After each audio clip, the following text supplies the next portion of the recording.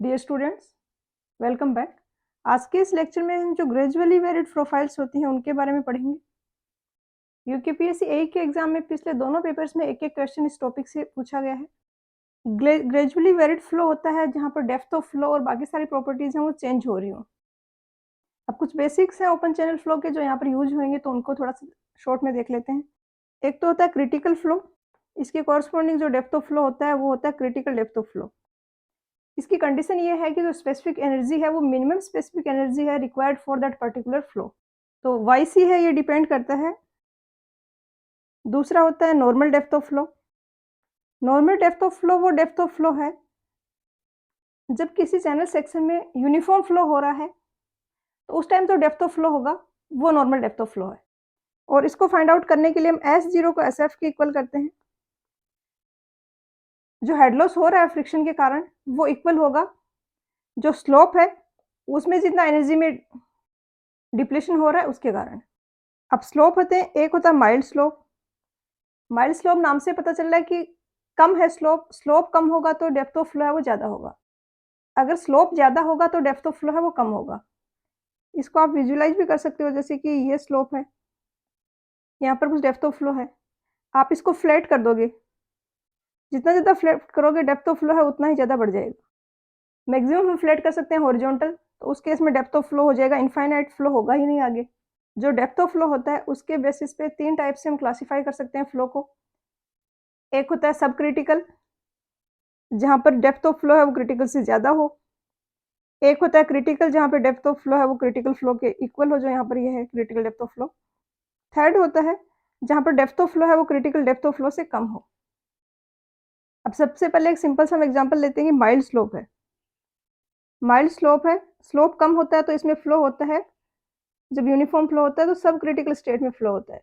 यहाँ पर ये स्लोप है कुछ, इसमें किसी पर्टिकुलर डिस्चार्ज के कॉरस्पॉन्डिंग एक क्रिटिकल डेप्थ ऑफ फ्लो होगा, जिसको हम इस तरीके से डिनोट कर सकते हैं। और क्रिटिकल डेप्थ ऑफ फ्लो है, इसको शॉर्ट में बोलते हैं CDL। अब एक होती है नॉर्मल डेप्थ ऑफ फ्लो। सब क्रिटिकल फ्लो है तो नॉर्मल डेप्थ ऑफ फ्लो है वो इससे ज़्यादा होगी, तो इससे ऊपर इस तरीके से जा रही है NDL, normal depth of flow की लाइन। अब जो भी यहाँ पर फ्लो होगा इस माइल्ड स्लोप के ऊपर, उसको हम 3 पार्ट्स में डिवाइड कर सकते हैं। फर्स्ट इस रीजन में होगा तो जब depth of flow normal depth of flow से ज़्यादा हो, सेकेंड इस रीजन में, थर्ड इस रीजन में। फ्लो को ड्रॉ करने के 2 इंपॉर्टेंट रूल हैं। एक तो नॉर्मल डेप्थ ऑफ फ्लो है, उसको हमेशा एसिम्प्टोटिकली रीच करेगी फ्लो की जो लाइन है वो। एसिम्प्टोटिकली को आप पैरेलल से समझ सकते हैं कि जब भी डेप्थ ऑफ फ्लो इसके आसपास होगा तो जो फ्लो सरफेस है वो कुछ इस तरीके से होगी इसके parallel. Critical depth of flow है उसको मीट करती है परपेंडिकुलरली, तो इसको मीट करेगी इस तरीके से, यहाँ पे 90 डिग्री का एंगल बनाते हुए। ये आप इससे भी याद रख सकते हो कि जब भी यूनिफॉर्म फ्लो होगा तो फाइनली जो डेप्थ ऑफ फ्लो रीच होगा वो नॉर्मल डेप्थ ऑफ फ्लो होगा और उसके पैरेलल फ्लो होगा। या फिर आप इससे भी याद रख सकते हो कि उल्टा होता है, यहाँ पर नॉर्मल डेप्थ ऑफ फ्लो को एसिम्प्टोटिकली या फिर हम कह सकते हैं पैरेलल होगी इसकी प्रोफाइल, और CDL है इसको मीट करेगी परपेंडिकुलरली। थर्ड इंपॉर्टेंट पॉइंट है यहाँ पर कि जो भी सेकंड वाला रीजन है, जो NDL और CDL के बीच की लाइन है, इसमें हमेशा डेप्थ ऑफ फ्लो है वो गिरेगा नीचे की तरफ। ऐसे याद रख सकती हो कि ये 2 है, ये 1 और 3 के बीच में फंसा हुआ है, तो यहाँ पे नीचे गिर रहा है फ्लो और फर्स्ट और थर्ड में राइज होता है, इसका उल्टा। यहाँ पर जो फर्स्ट वाला रीजन है इसमें अगर फ्लो का प्रोफाइल ड्रॉ करें तो राइजिंग होगा, फर्स्ट और थर्ड में राइजिंग होता है, और नॉर्मल डेप्थ ऑफ फ्लो की एसिम्प्टोटिकली होती है फ्लो की लाइन जो है, तो ऐसे जाएगी और इस तरीके से राइज कर जाएगी। ये हो गया M1। अब इन दोनों के बीच में होगा तो इसके तो एसिम्प्टोटिकली रहती है, आगे की तरफ जाएंगे, ये फ्लो की डायरेक्शन है, तो यहाँ पर ये नीचे की तरफ जाएगी क्योंकि सेकंड वाले में फ्लो की प्रोफाइल वो गिरती है नीचे की तरफ और परपेंडिकुलर मीट करती है यहाँ पे। तो ये M1 था, ये हो गया M2। M3 में क्या होगा, राइज होगा M1 और M3 में, तो यहाँ पर कुछ इस तरीके से जाएगी और CDL को मीट कैसे करती है, परपेंडिकुलरली, तो ऐसे ये प्रोफाइल होगी M3। अब इस पे ऐसे क्वेश्चंस बन सकते हैं कि M3 ग्रेजुअली वेरिड प्रोफाइल है तो उसमें टाइप ऑफ फ्लो सब क्रिटिकल है या सुपर क्रिटिकल है। तो अब यहाँ से आपको पता चल रहा है कि इसमें डेप्थ ऑफ फ्लो CDL से नीचे है क्रिटिकल डेप्थ ऑफ फ्लो से, तो फ्लो होगा वो सुपर क्रिटिकल होगा। M1 में सब क्रिटिकल होगा, M2 में भी सब क्रिटिकल होगा क्योंकि CDL से ऊपर है ये फ्लो। अब इसी तरीके से हम स्टीप का बनाते हैं स्लोप और उसके लिए बनाते हैं, ये स्टीप स्लोप हो गया। फ्लो स्टीप है, तो इस केस में सबसे पहले तो हम सीडीएल ड्रॉ कर देते हैं जो कि जस्ट डिस्चार्ज पे डिपेंड करता है। अब नॉर्मल डेप्थ ऑफ फ्लो क्या होगा? स्टीप स्लोप है तो डेप्थ ऑफ फ्लो कम होगी, क्योंकि जैसे-जैसे हम स्लोप को कम करते जाते हैं, डेप्थ ऑफ फ्लो बढ़ती जाती है और हॉरिजॉन्टल पे इनफाइनाइट हो जाती है।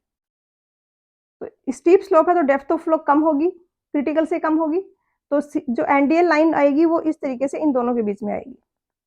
ये यहाँ पर आ गई एनडीएल। अब फिर से सेक्शन को 1, 2, 3 तीनों में डिवाइड कर दिया। अब सबसे ऊपर वाला अगर प्लॉट करेंगे अब, तो इसमें क्या होगा? राइज होगा फ्लो का प्रोफाइल, राइज होगा और सीडीएल को परपेंडिकुलरली मीट करेगा तो कुछ इस तरीके से जाएगा। ये हो गया S1। इन दोनों के बीच में बनाएंगे तो एक तो फ्लो का प्रोफाइल है वो गिरेगा, तो इधर जाएंगे तो इस तरीके से इसके परपेंडिकुलरली है और इसके आके एसिम्प्टोटिकली काइंड ऑफ पैरेलल हो जाता है। तो ये हो गया S2 और S3 में क्या होगा? एनडीएल को कैसे मीट करती है? एसिम्प्टोटिकली पैरेलली। तो यहाँ पर तो इस तरीके से है, इस तरीके से जाएगा और ऊपर जाके इसके पैरेलल हो जाएगा। ये हो गया S3। इसमें पूछा जाए कि किसमें क्रिटिकल फ्लो है, तो S1 में तो सब क्रिटिकल है और S2 और S3 में क्रिटिकल है। अब केस लेते हैं हॉरिजॉन्टल का।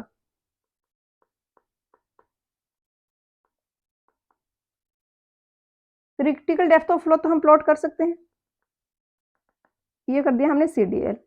अब यहाँ पर नॉर्मल डेप्थ ऑफ फ्लो क्या होगा? क्या यहाँ पर ऐसा कोई फ्लो पॉसिबल है जिसमें यूनिफॉर्म फ्लो हो पाए? हॉरिजॉन्टल होगा ही नहीं, तो मान लिया जाता है कि एनडीएल है वो इनफाइनाइट पे है। अब ये 1 रीजन होता है, इनके बीच का 2 होता है, यहाँ पे होता है 3, तो H1 तो कुछ बनेगा ही नहीं। H2 को देखें तो इस तरीके से ये सीडीएल को परपेंडिकुलरली मीट कर रहा है और डिक्रीजिंग होगा, तो ये कुछ इस तरीके से यहाँ पे प्रोफाइल बन जाएगा।